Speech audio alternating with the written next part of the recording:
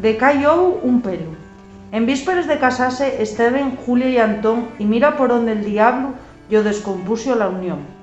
Cuando Antón dijo al padre de que él casase quería con la sobrina de Xuan, mesmamente el mesmo día contestó y el padre de Antón: «Ay, fíu del alma mía, eso sí que non puede ser.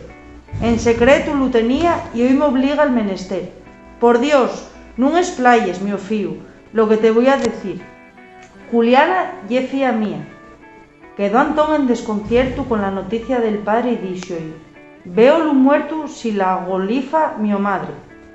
Mira, fíu, hay un refrán que reza de esta manera: «Y a donde les dan les tomen», y esto pasa a cualquiera. Muy sentido y muy discreto suspendió Antón la sesión, y a nadie de aquel secreto quiso dar explicación.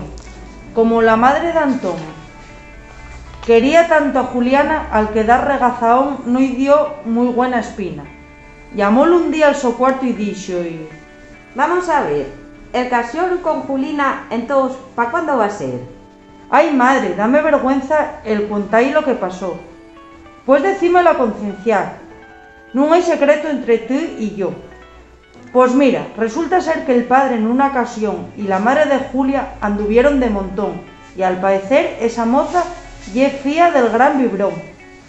¿Tú qué me dices, mío fíu? Según él dice un refrán, que a donde les dan les tomen, que a ella preparó y el plan, y el por no perder el tiempo celebraron el San Xuan.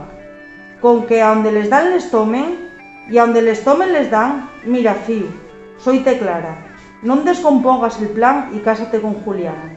Y dícese a la de Simanguán que tampoco el yeto padre ye fíu del sacristán.